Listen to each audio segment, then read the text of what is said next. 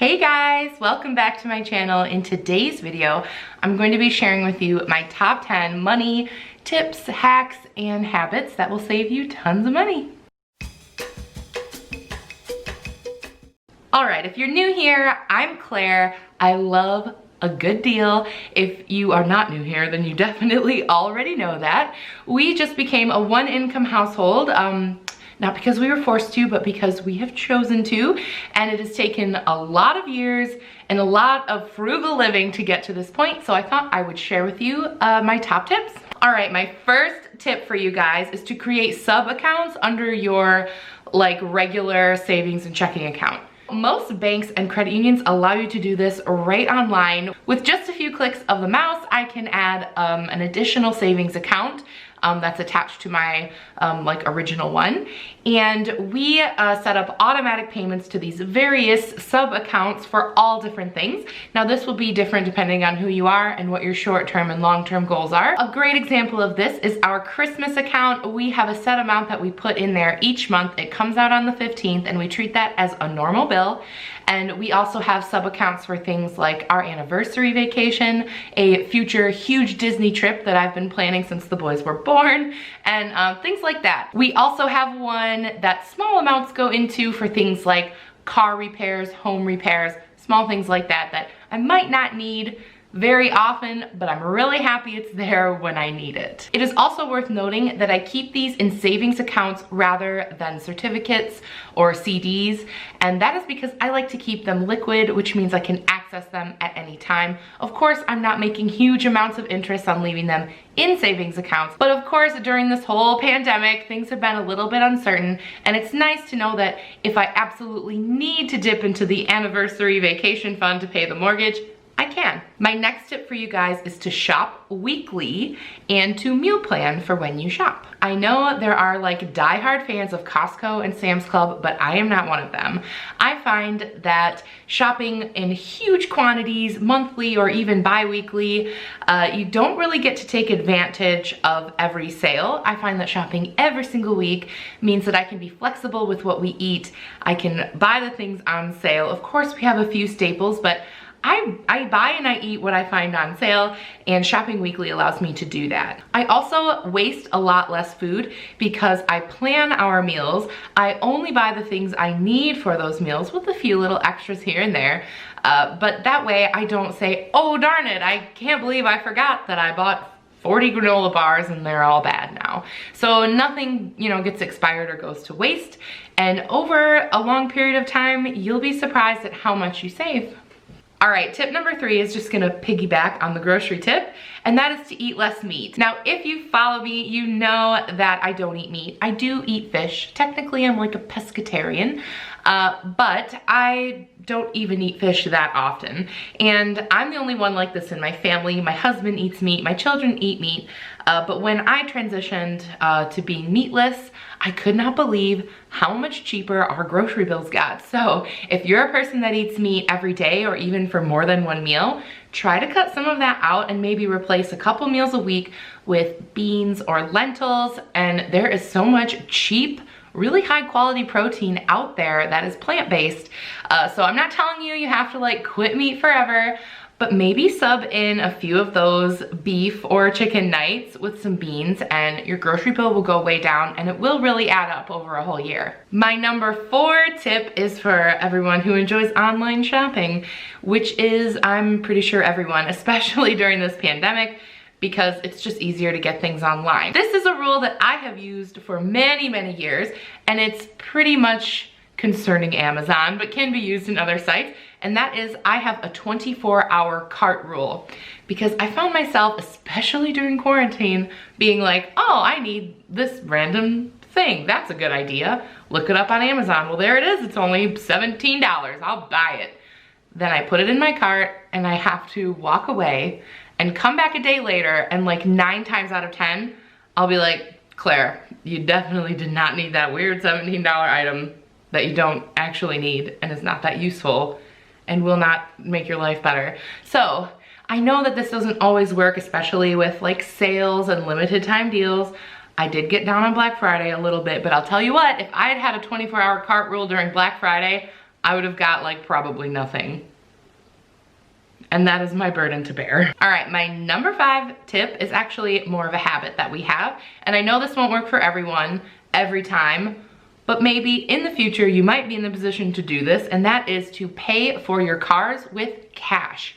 I really don't like getting into debt or financing basically anything if I can help it. At this point in our lives, we only have our house. That is the only debt I have. That's the only debt we have as a family, that's it. And I would really very much like to keep it that way. So I actually also, going back to the sub account idea, I have a car account that we put money in each month to make sure there's at least between $5,000 and $7,000 there. If we needed to go out and buy a new car, we could. And that's basically our price range for the vehicles that we buy. We don't get like the $800 beater, but you could if you needed to. We do need something slightly more reliable than that because my husband does travel for work. But we find that there's a lot of available cars in that price range that have a lot of life left in them. And we have gotten really lucky. We haven't really had to put a whole ton of work into anything, and usually when we go to trade it in for another $5,000 car, we usually can get a good trade-in value on it as well. So I know that that doesn't work for everyone. I personally have bought a brand new car off the lot before, and I've learned from that mistake. So don't do that, but think about maybe setting up a sub account. Do it right now, even if you are still paying off your car, or if you don't need a car, start that sub account now. And then when you do need one, you won't be burdened with a giant car payment. My number 6 tip is buy things used. And now that is a very wide known tip for saving money, but honestly, we really, really believe in this. If you watched my house tour video, like me pointing things out, like mostly everything came from the Facebook Marketplace, a thrift store, or a garage sale. We have found so many interesting pieces that way for our home. And of course, with COVID being a thing, I'm not really thrifting anymore, which is a huge bummer. But I have found that the Facebook Marketplace is amazing for this because most people will do a contactless exchange on their porch, so I don't even have to see anybody or come in contact with anybody, and it's been great. Another thing I might do as well is before I buy something new, like maybe in that 24 hours that something's in my Amazon cart, I might really try on all the Craigslist and Facebook to try to find that item used first. And that's how I got my KitchenAid stand mixer, and I got an amazing deal on that on the Facebook Marketplace. My next tip is to understand the difference between being cheap and being frugal and know when to use each of those things. So I like to call myself a frugal person rather than like a cheap person, even though sometimes I am really cheap. I have found over the years that there are some things that are more frugal if you pay a little bit more money for initially. For me, that was shoes. I can remember buying $20 or $30 pair of sandals every summer and having to throw them away by the end of the summer. They'd get discolored, or they'd get like worn in where your heel is, or like the thong piece would come out. And I just thought like that's how it worked. And then one day I decided to spend $60 on a pair of Birkenstocks. And maybe some of you think that that's not expensive for shoes. That's my cheapness coming in. I would never spend that much on shoes. Like, it pained me. And you better believe I had like a coupon and all that stuff to get them. Anyways, this past summer was my 4th summer in those bad boys, and they look the same as the day that I got them. So that's a good sort of thing to weigh it out. It depends on who you are and what your shopping habits are, but I find that things like furniture, shoes, coats, winter boots, things like that, it might be worth buying a quality item to last you a longer amount of time. Look at your spending for this last year and how many things did you have to buy more than one time?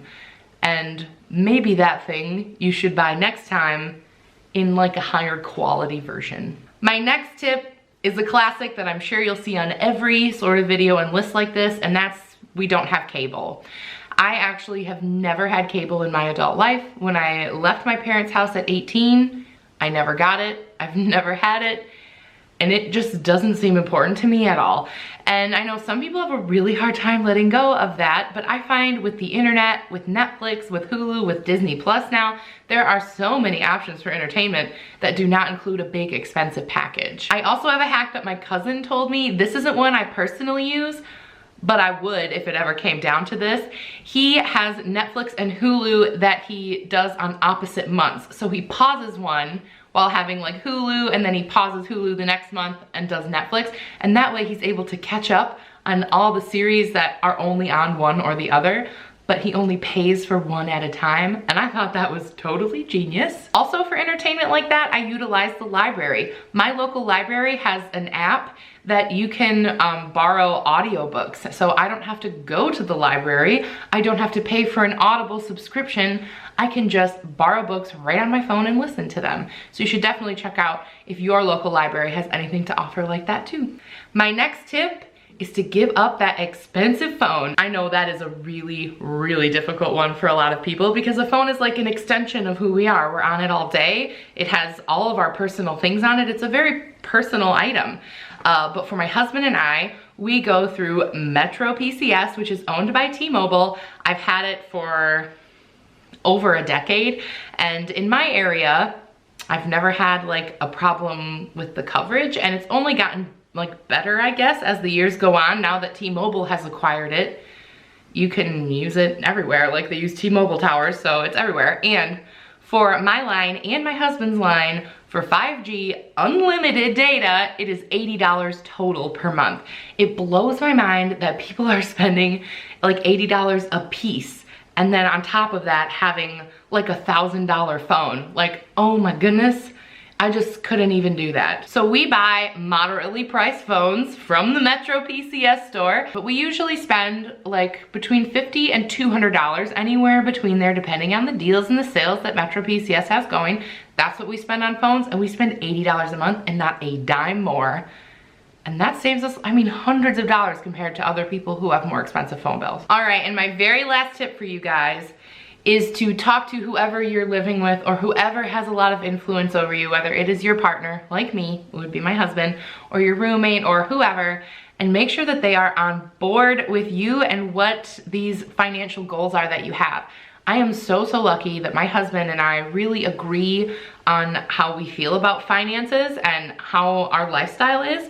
We are just naturally frugal. We both have the same sort of expectations of what the amount of money we have can buy, and we're also very comfortable with the things that we have. And having that partnership with him makes all of this so much easier. That is really lucky for me, but if you don't have a partner that is really financially literate, or if you do really separate finances and they're just like off doing their own thing with their money, I would really consider trying to have like a really good chat with them, maybe open them up to some other financial videos on YouTube. Whether you're more like a Dave Ramsey kind of person or like the financial diet. I love the financial diet on YouTube. I will leave a link to that YouTube channel down below if you've never heard of it, because I find it to be just a really solid attitude about money that is almost opposite of what Dave Ramsey preaches, but still you arrive at sort of the same sort of place. So anyway, but when it comes down to it, having a partner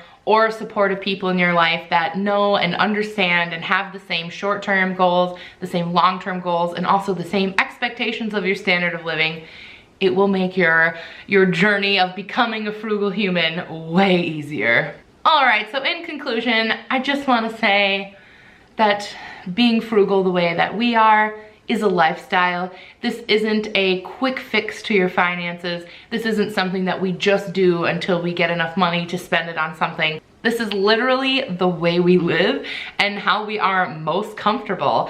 And I found that the benefits of this have just reiterated that we're making the best choices for our family. And there are probably dozens more tips I could give you for how we live this way. But if you like this video and you want to see more of this kind of stuff, definitely let me know down below. Also, if you have any great frugal tips, I would love to hear them, because really it's just been years and years and years of watching YouTube and trying things out and figuring what works best for us. And I've gotten a lot of these ideas from other YouTubers, so definitely leave your things down below, because I'm always open to more information. And I will see you guys in my next one. Bye!